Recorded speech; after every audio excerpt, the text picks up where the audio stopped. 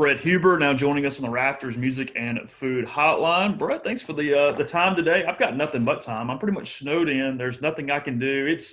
I think they finally cleared a lane in Oxford for like emergency vehicles if somebody has to get to like Kroger or something. But it's just one little lane here and there. You understand this because you're from up north, but you spent plenty of time in Oxford, so it's you kind of understand both worlds we're dealing with here. Yes, absolutely. We're fortunate enough up here to have some snow plows and salt. We have this type of weather a little bit more down in Oxford, but I did get to see a lot of the fun on social media yesterday, and with everything kind of happening, as different as it is for Mississippi down there with the snowstorm, I think it's something that a lot of people are out enjoying and having a good time when they haven't in a long time, I think. So I think it's really cool to see.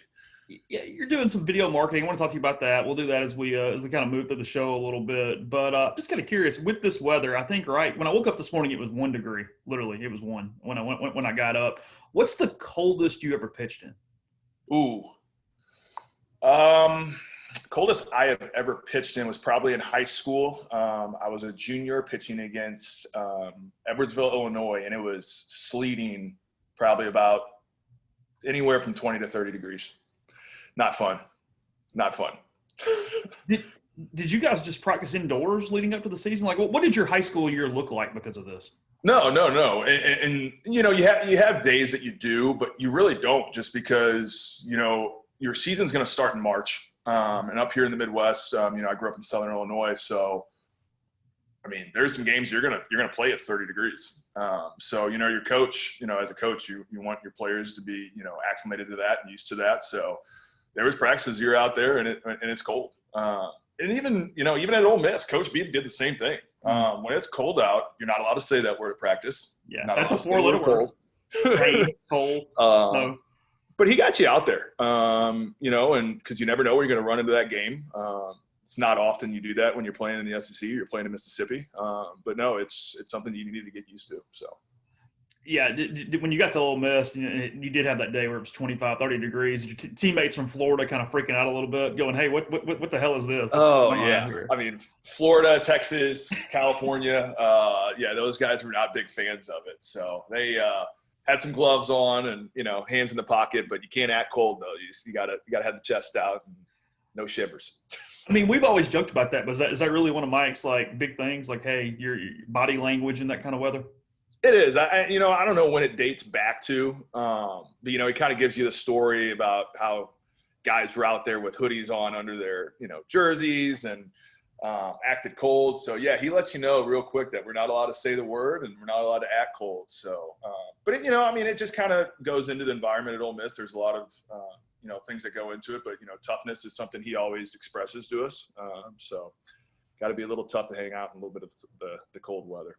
When it is that cold, from a pure pitching standpoint, what's the struggle? Is it just feeling the baseball? Can you get the same amount of feel? Yeah, and you have your hand warmers and all that in the dugout. They were good at having some of those out when we were there. But I think that is one key factor is kind of the grip. Using the seams. Your fingers are feeling a little numb at times. But I just think the biggest thing is warming up. Mm-hmm. You don't ever really feel like you're hot.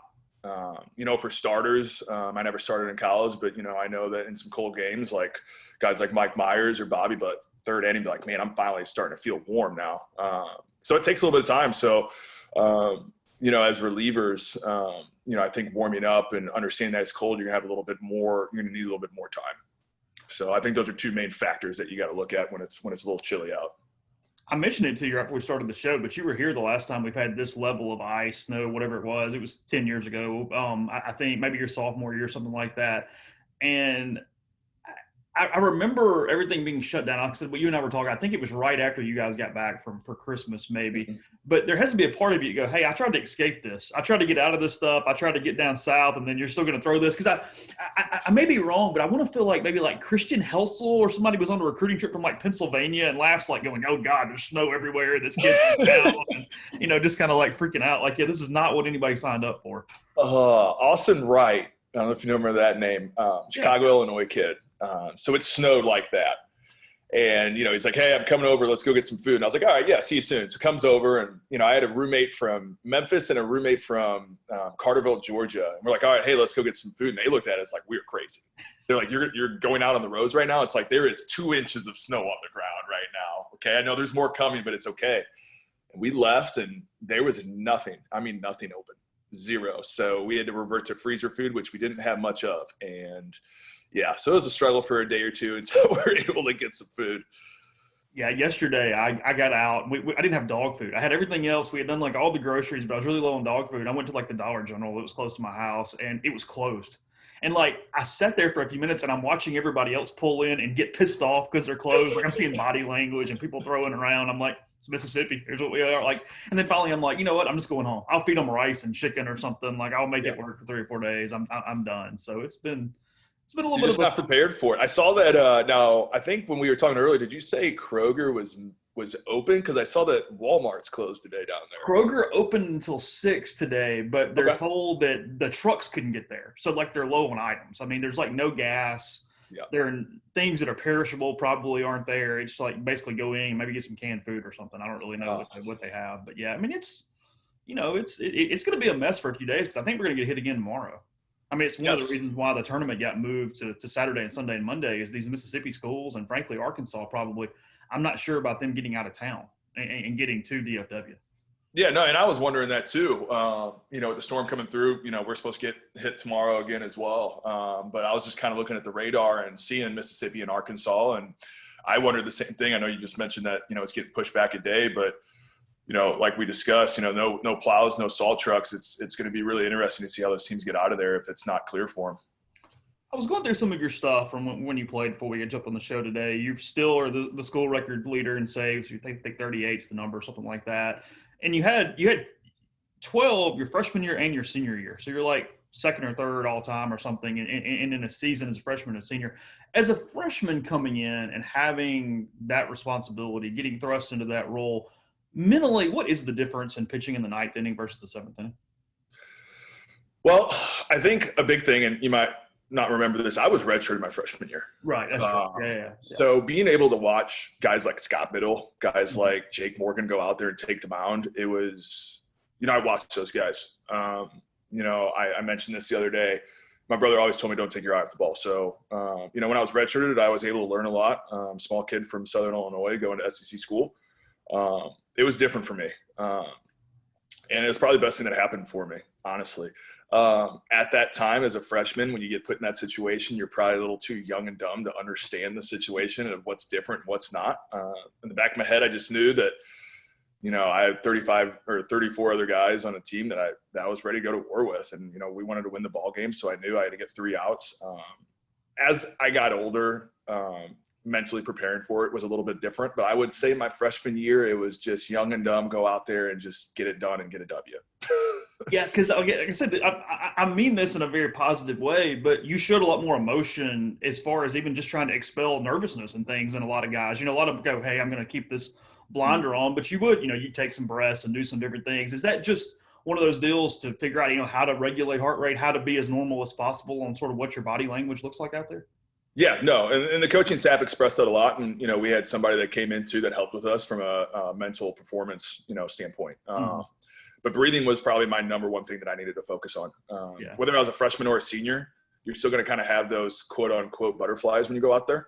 Yeah. So you have to understand how to harness those. And for me, breathing was number one because I was a guy that had a lot of energy. I showed a lot of emotion, like you said. And that was one thing that I had to really concentrate on, or the game was going to speed up on me. Mm-hmm. Yeah, I remember this is probably one of my favorite memories of covering you was I think it was against Florida, 2 outs, bases loaded, and Preston Tucker hits this line drive that is fouled by like 3 inches, and you took this breath and went. It was like, like the whole stadium goes whatever, and you end up getting out of it. They win the game, but I was like, okay, that was really close there, and like you could see your eyes almost like a car crash as that ball was headed toward the line. Yeah, no, and you're right, and it's funny you say that. It's really cool that for myself, I can remember, a lot of games, a lot of pitch to pitch. And you're right, that happened. And I remember just hearing Huber from the dugout. And I looked in, and like Mossberg at the time and Lafleur sitting there just like take your deep breath, like just hang in there right now. And that was my first home save. Really? And I think my second save in the SEC as a freshman. So it was, you have those times, but it's great having coaches like that, you know, when you're in an environment with 10,000 people there, to get your attention and say, hey, slow it down. So yes, you're giving me the heebie-jeebies just thinking about that at bat right now. You don't see it as much now with transfer portals and kids trying to play quickly.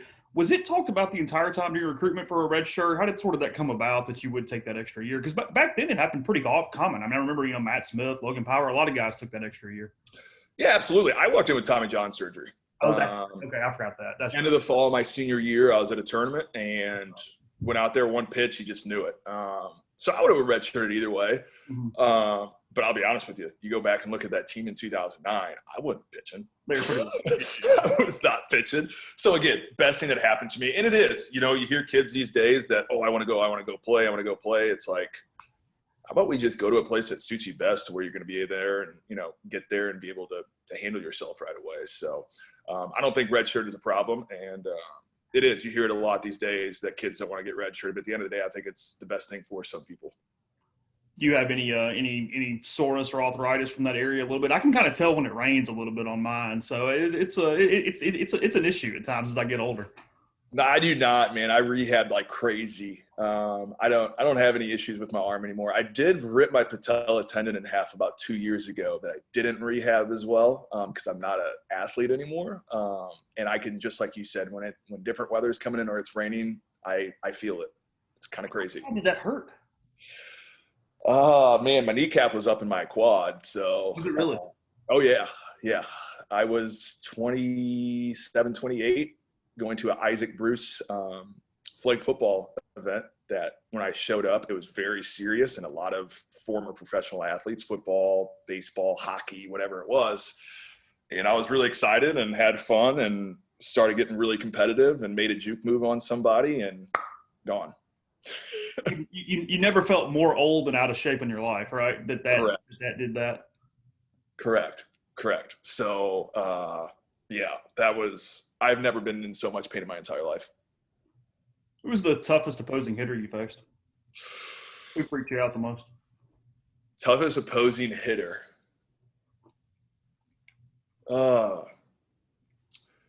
My guy is Kyle Patterson from Auburn. Okay. 2 for 2, 2 home runs, about 1,000 feet total. So you were pitching when you hit that ball into right field. It just like kept going and kept going and kept going that night. Yes. Okay. Yep. 2 of them. 1 at home and 1 at Auburn. Yep. Both of them. Absolute bombs. You know, I've faced Mike Zunino. I've faced Jackie Bradley Jr., all great hitters. When he walked in, it was like, yeah, he owned me, and I'll give it to him. He did have some plate presence too, where he looked like he was at a slow pitch softball game, just waiting on it. Like just the way he was so like physical. 6'5", 6'6". Yeah, 6'5", 6'6", like 245, just walking in the box. My freshman, that was my freshman year. I thought he was going to, you know, we had second and third open. We were 3-2. Drew just went 8 innings, or seven and a third or something. I came in. I remember getting a pop fly for the second out. Runners advanced, so second, third, and he came in to pinch hit. And, you know, looking at his numbers, you know, thought we were going to walk him, but we didn't. And sure enough, gone. Blame Mike for that later then? No. I love it, man. He likes going after people. So, how often you shake him? I did not often. You know, and I didn't blow too many saves. I think, you know, my career I probably blew about 3, and one of them that I did blow was against Alabama at Alabama. It was about a 13 pitch at bat. That's right. We were up by 1, man on first base, and I mean, just foul ball, and I shook him once and home run. Oh, that's not good. No, but he was great, you know, and that's one thing that he will always say, you know, if you are confident when you shake me, I'm all for it, you know. So, you know, I was confident in the pitch I was going to make, but just didn't make the pitch in the location that I wanted to go to. So You mentioned Drew in 2010. He probably he wins the Golden Spikes. If it's not for Bryce Harper, I think he gets beat by one vote from Harper that year. What was it like just kind of watching him work? And then and again, we're only around, you know how much we're around, so I don't see him every day or whatever, but he seemed to be able to kind of flip that switch on game day as good as maybe anybody I've seen from a pitching standpoint.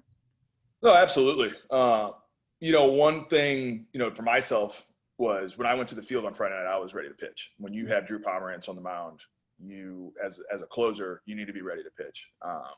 Drew was very off the field. Everybody loves Drew. Like, great guy, whether you're on the baseball team, not on the baseball team. I mean, just relationships with anybody and everybody. He was great. He could have a conversation with anybody. When you got to the field, it was very to himself, extremely humble. But when he stepped on a field, whether it was for practice, whatever it was, he wanted to get better. And he had just an edge about himself and a competitive characteristic that you don't see very often. And it was impressive, and I loved watching it. A lot of pitchers don't like working out, to be honest with you. And he was one of them that was in there. And I mean, he is walking out with a full sweat.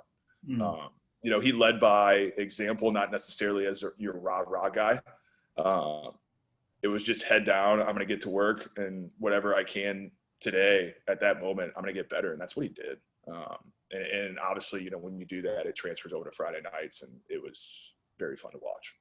It's become one of my favorite things from the 15 years or whatever I've covered him, is that when Mike would go out to the mound, I've talked about this in the podcast 1,000 times, he wouldn't look at him. He would stay on the top of the mound and like look over Mike's head. And it was like, hey, just hand me the ball, get off my mound, little man, head on back to the dugout, let's go. Like, and he did it every single time, and I just cackled from the press box. I laughed every time.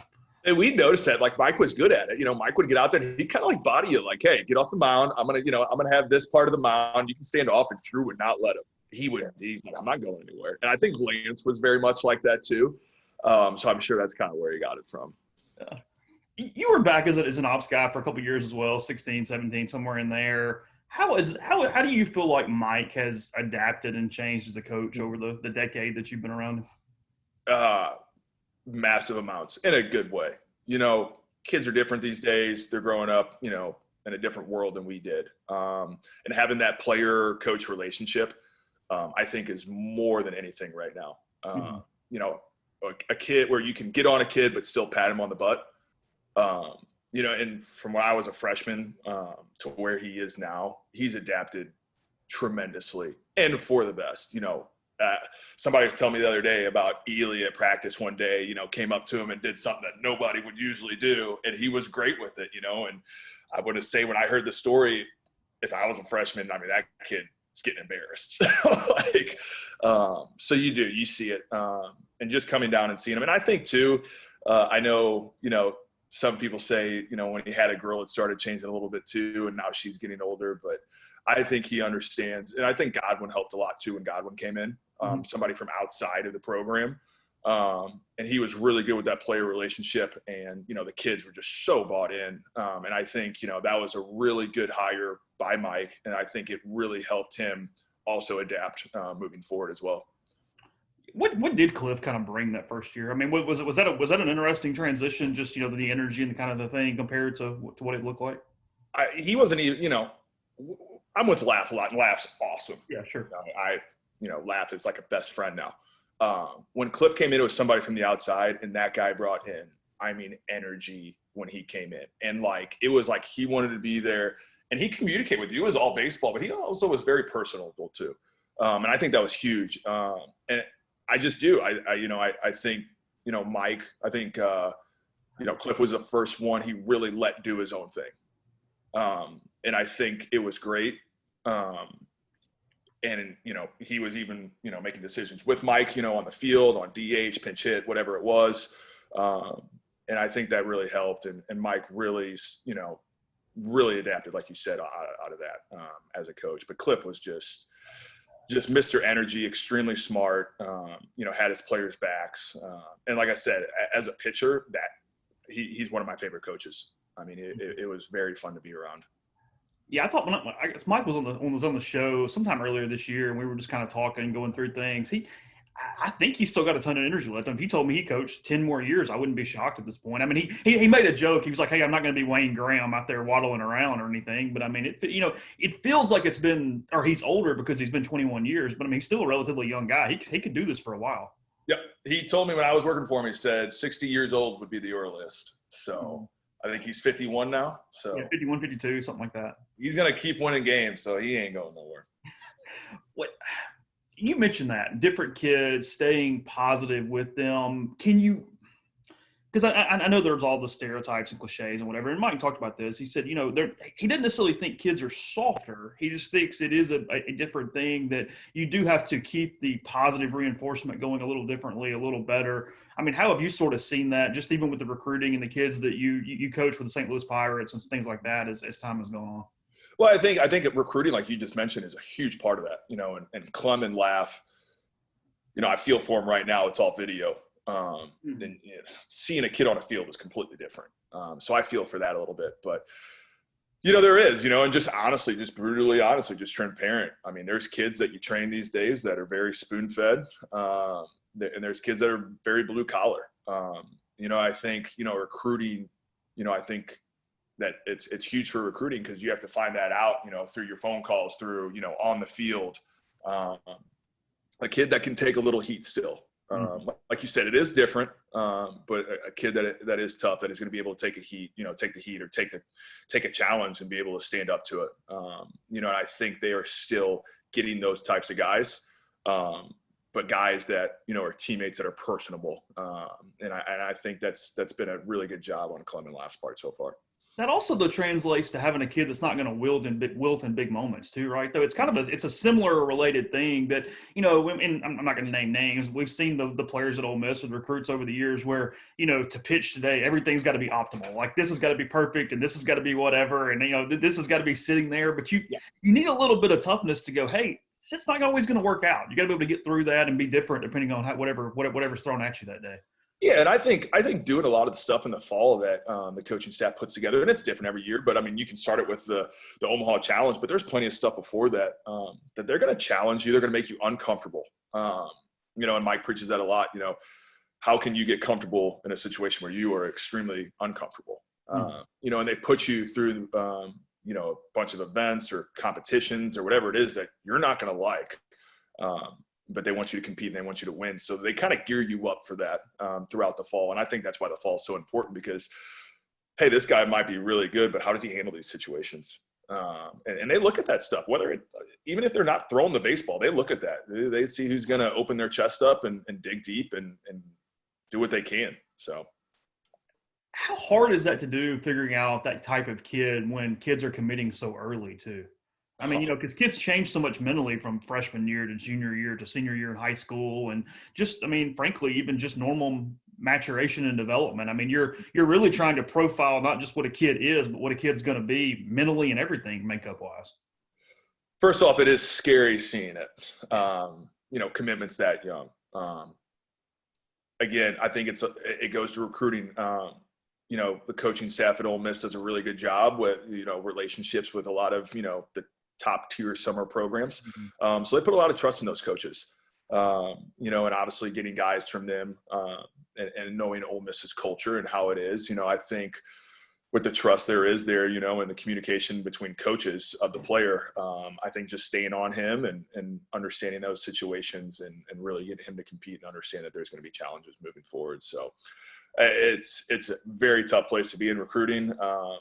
But Laugh and Clem are the best at it. So, I think, they're doing a really good job, but it is, the younger they get and seeing them, go through high school for 4 years before they even get to you, it's tough.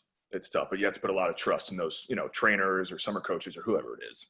Yeah, I was picking at Laugh a couple weeks ago. He was talking about he had a call with like a 2024 kid or something. I'm like, what are you talking about? What are you doing with the 2024, 2025 kid? And it's like, yeah, I don't like whatever. Like, let's just move on, forget it. But it's hard because, you really like a kid. You see the video of it and stuff. You're like, oh, he's an 8th grader. We're fine. And when you hear, other SEC coaches in your division are already communicating with him, and, you can't, sit there and not do anything. especially when, you like the way something looks. So it's tough. I don't even know where to start with that. I mean, it's just. When did your first interaction come? Oh, shoot. Like, that's what's hilarious. Like, my first conversation with Ole Miss was in the middle of summer of my junior year. Okay. Yeah. You could sign like 3 months later. Yeah. And then I signed like right before my senior year started, or, committed. And then I signed right after that. But I mean, we had 8 freshmen that year, and I think I was like number 5 or 6. So. Yeah. Not like today. No, not at all. Yeah. Let's get into you a little bit. So you finish up, you did a year of pro ball. Was that enough to, I mean, obviously you want to give things an opportunity, but, say you did it, kind of be content with that part of your life from a path standpoint? Oh, man, that was my dream my whole life, is to play professional baseball. Obviously the big leagues is your dream. But, I'm a very down-to-earth guy. My brother played 4 years with the Pittsburgh Pirates, made it to AA. But communicating with him, I saw as a business. Yeah, I was a closer that, would top out at 93. Like, you look at the game today, people out of the bullpen, if you're under 95, you don't see it often. So I was content with that. I got drafted. I was, I didn't make it to the big leagues, but I'm a professional athlete, or I was. And that was cool with me. And, I was a 5th-year guy. Started getting older. I think we all know that minor leagues, you don't really make too much money, if any at all. So I moved on. I walked in the farm, our director of the farm system, and just said, hey, I'm kind of ready to move on, and came back home and, did a little bit of the training and stuff, and, was able to come back to Ole Miss. But yeah, I'm very happy to say I was able to play professionally, and Ole Miss helped me get there. But yeah, just down to earth. It was time, and let's move on. The way the major leagues have gotten, with even your middle relievers now throwing 95, 96, 97, it feels like, from an offensive standpoint, everybody talks about the 3 outcomes and the analytics and all these different things. There's really not even a place for the best 93-mile-an-hour bullpen arm anymore. That doesn't exist. No. And I think it's just a big, baseball is a very popular sport. And I think, there's some people, I don't want to say like nerdy, but like some people that might not have been the best athletes or might not even played baseball got really invested in the game. And it's really changed on how guys train, like you just said, the analytics, whether it comes from TrackMan or Rapsodo, how the body's supposed to move, how it stays connected. And, I think that's really been a big value for baseball, because it is. You're seeing guys throw 100 miles an hour, basically everybody out of the pen. And you're seeing guys hit a lot more home runs. And I think the game is evolving, but I think it is in a really good way. I mean, there are just really, really good athletes out there. And now that we have this technology and information that's continuing to evolve, I think it's only just going to help the sport out more. How deep are analytics at the college level at this point? I think it just depends on the coach, honestly. I think Rapsodo, I think everybody's using. But I think it's just, some coaches, when guys get in, they like to change how they move, how they do this, how they do that. And some coaches, hey, if you come in and you're throwing 94, 95, we're not going to, we can maybe mess with some pressure points and stuff like that. And, talking to some of the best pitching coaches like Laff himself and, Scott Brown and guys like, Butch Thompson that I've been very fortunate enough to create relationships with. At the end of the day, they need you guys to go out there and compete and get outs.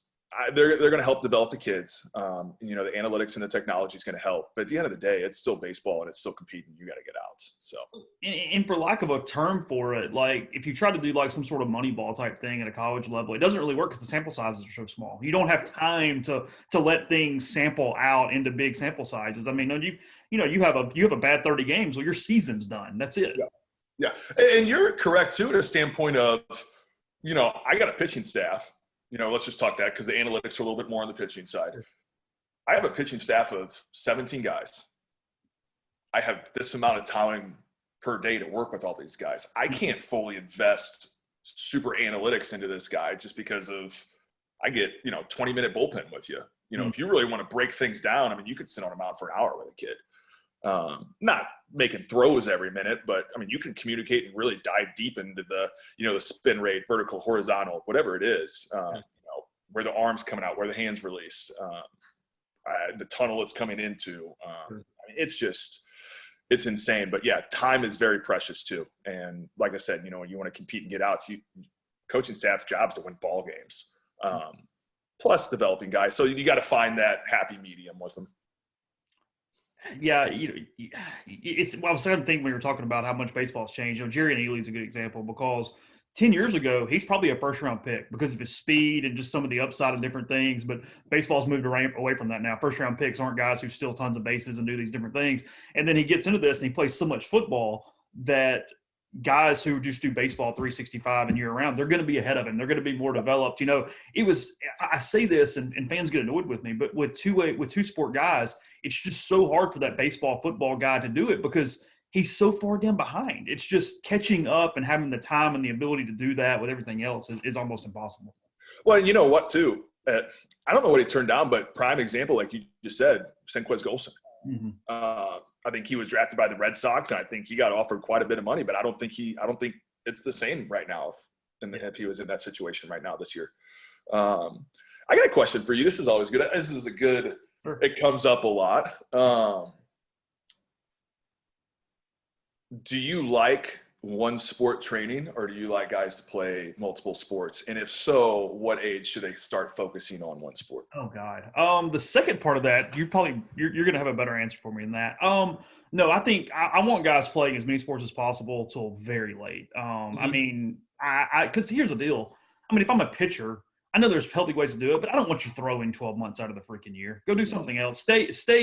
Stay, go play soccer, run around, keep some cardiovascular shape up, keep athletic movement up. I mean, I think that's the deal for me. Oh, hell, I mean, I don't know if we're specialized until, I mean, to the point that you feel like you're a top-level recruit where there is a benefit to it from a moving up standpoint. Before then, do whatever you can do. I think you're exactly right. I think there's such a big fight these days on it. I played till I was a junior. I played 3 sports till I was a junior in college, and it was like, oh, hey, like this is kind of moving in the direction here. Boom, out.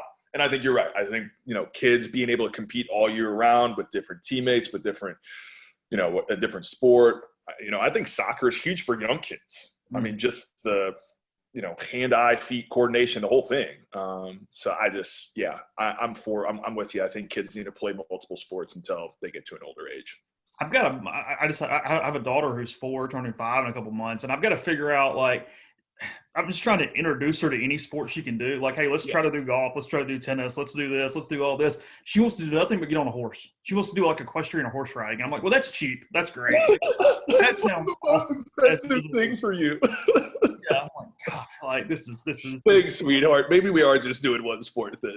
Yeah.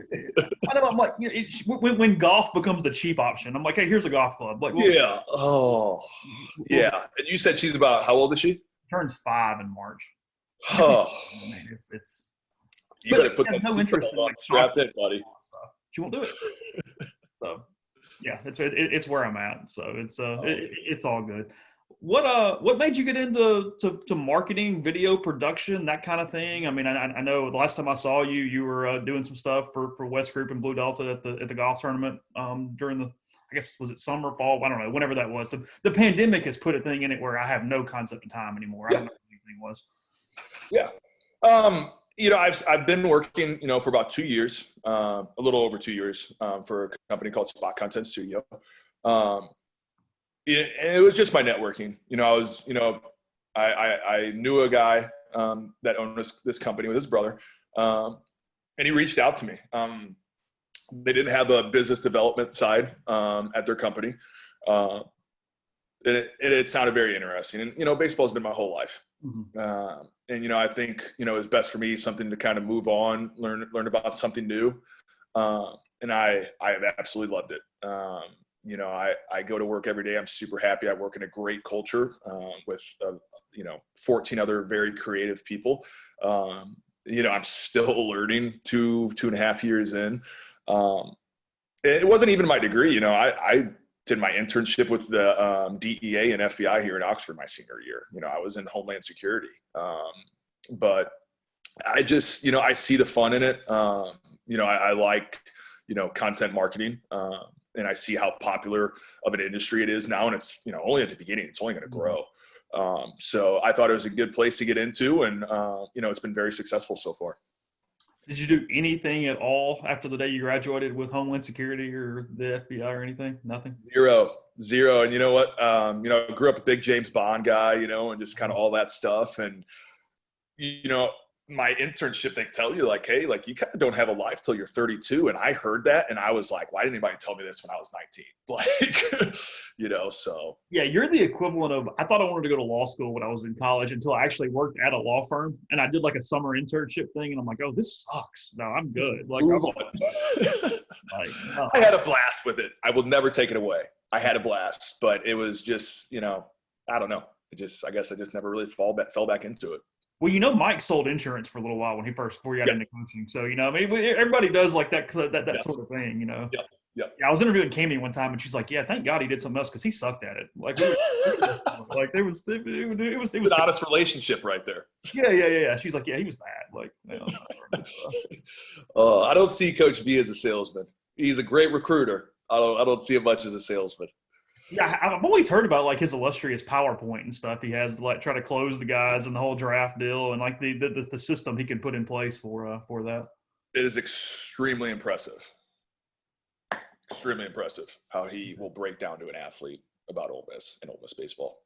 Yeah, how this is the right decision. This is the can't give away all the secrets. Yeah, no, that's fine. But I mean, but here's the thing about that is you can't lie to the kid. Like, you get a kid that's like first round pick. Hey, if that's the path and that's the best thing for you, okay. Because it's such a small ecosystem when you think about it. You're dealing with the same summer coaches, the same kids. I mean, there's a reputation in this that helps down the road and helps year over year too, where, hey, if you're honest with the kid, that's going to pay off at some point later on, even if it's not with that kid, it's another kid. Yep. I mean, to me, that part's what's pretty interesting. Yes, very much so. I'm with you on that. So what is you talk about content marketing. What do you do? I mean, break it down a little bit. I mean, what is sort of the day-to-day? What is sort of your objectives in your job, that kind of thing? Yeah. Business development is, probably my main capability. But I obviously, I do some account management as well on some of the clients I bring in or some help there.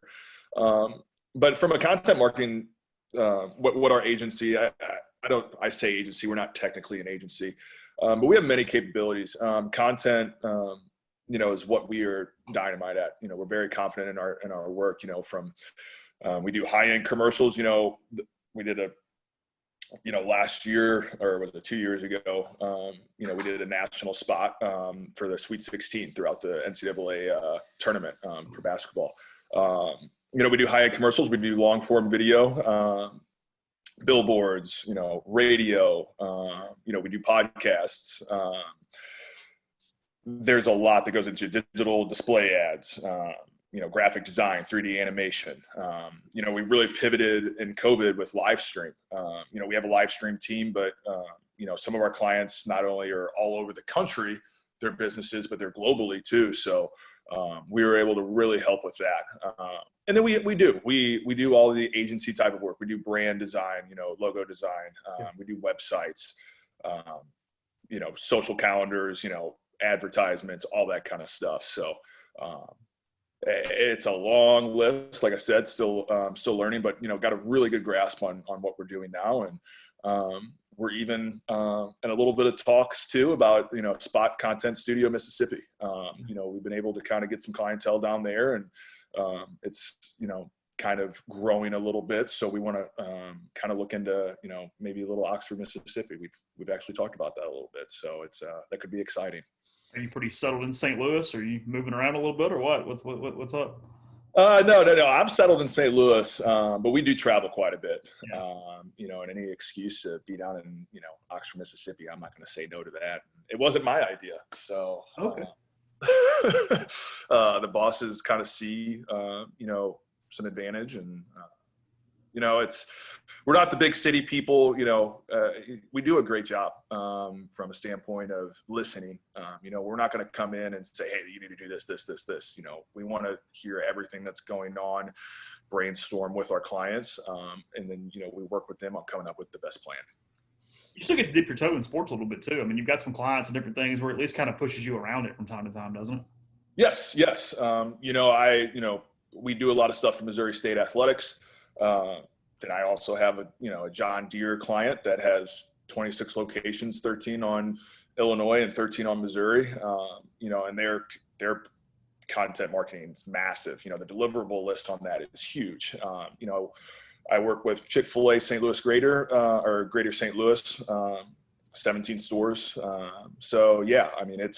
It's all around. We even work with nonprofit. We work with nonprofit all the way up to Fortune 500 companies.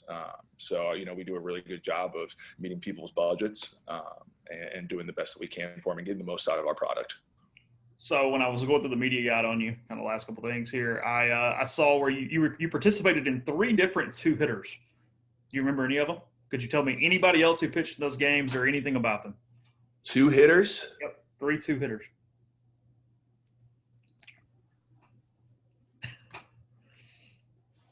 Florida.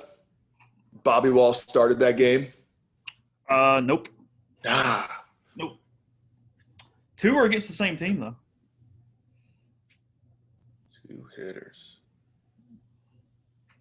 I'd give you a lot of points if you could tell me one of the other relievers that was involved in 2 of these games, that you probably will not be able to do that.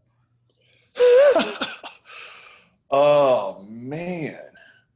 Yeah, there's like some weird stuff in these media guides. I'll tell you, it happened twice against Mississippi State, including one game your last year. And I don't remember this because I don't know why they would have done this unless the media guide's wrong. It has Bobby and Mike both throwing in that game. No, that's wrong. And that would have made no sense. So I don't know what that had to be an error because they would have pitched Friday, Saturday, or whatever that year. Yeah. Because that wasn't. 2 of them were against Mississippi State. Do what? 2 of them were against Mississippi State. Yeah, and one against UNC Wilmington. Yeah. So that first one was probably when Drew started. That was probably in 2010. That was correct. Yeah. Yeah. That is I correct. remember that one. I don't remember that senior year one, though. Okay. I'm sitting here saying that I remember all my games, and I don't remember that one. Yeah, Pomeranz started 1, Wall started 1, and Tanner Bailey started 1. And then the reliever that was in 2 of these with you were Dylan Chavez. I was going to say Dylan Chavez. Okay. When you said Tanner Bailey, Chavez, right to my mind. Yep. So you really do. I mean, if I recall things, though, you remember counts and Yes. things. I mean, your mind does work like that. Yep. Absolutely. If I don't remember it and you bring it up, it'll come back. Because like when you said 13 pitches bad against Alabama, you're pretty sure that was like 12 or 13 pitches. That probably was. Oh yeah. Yes, absolutely. Is it one of the Patterson things? If you get 1 pitch back, what do you want? 1 batter, 1 pitch. What do you want back? What would you do again? I would take the first home run against Patterson back in that situation because I threw him a really good slider down and in that he took for a ball, and then I threw one down and in for a strike, and he hammered it. So he saw basically almost the same pitch twice in a row. I would take that back. You look at his individual stats, kind of last thing, I'm going to let you go in a second. Is Bobby, and maybe not to you, so maybe this question doesn't mean things, you're not around the fan base like I am. Given what the team did those years, is he the most underrated guy maybe of that era? Because, I mean, the stats are incredible, but I don't know that fans automatically throw him into some of these other categories with other guys just because the team's success wasn't necessarily what it's been in different areas of Mike's tenure. Yeah, no, I agree with you. I think if you put Bobby on a team that, was to Omaha or a game away from Omaha, I think 100% he's in that category. No doubt about it. When Bobby took the mound, it was very similar to Drew Pomeranz. And I might have been the 5th pick overall, but it was when we went to the field and I was behind Bobby, it was I was going to pitch tonight. Yeah. Absolutely. And Mike was that way too. Mike was legit. And he kind of ran into some bad luck his junior year, but like his sophomore year, I mean, he turned it on, and it was fun to see. And Mike's still one of my best friends. He's like a little brother. So I'm so happy for him and his contract this year. It's got to be exciting for him. So he was actually just in town 2 weeks ago. We went out to dinner before he was headed down to Arizona. So, I'm super excited for him. But those 2 guys are very, very, I would say if you put them on a better team, their names are a little bit more loud. Yeah, he was like hard luck guy because you look at his ERAs and different things, and he just lost a lot of low scoring games. There wasn't a lot of run production and some different things like that during the course of his career. So. And that was, it's crazy. You go back to, it's my senior year. I mean, we were ranked like 3. We dominated, the opening 4 weeks. We go to Arkansas. We went 2 out of 3. And then we went to Florida, and we faced Jonathan Crawford. And shoved it. I mean, just shoved it. And like our offense really wasn't the same after that. And like you just said, Mike had a lot of games where he just lost like 2-1, 3-2. But he went out there and pitched his butt off, that's for sure. And, you know, he's having a great career. So like I said, super excited for him. You going to get back down here at some point in the next few months? What's the schedule look like? Yeah. You know, I know we'll be down there again. Like you mentioned earlier, you know, we do a lot of work with West Group. We do a little bit of work with Blue Delta Jeans. And then also, you know, we're in conversations with, you know, Ben Craddock, who obviously is very, you know, Ole Miss familiar. So, yeah, you know, the plan is we'll be back down there again. But, you know, I like coming down for a weekend every year, seeing the guys play. So I'll have to check that out at some point. But, yeah, probably about the next 2 months or so, I'll probably be back down there again. Well, I appreciate it, bud. Let me know if you need anything, and we'll let's do it again. Yeah, absolutely. Thanks, Chase.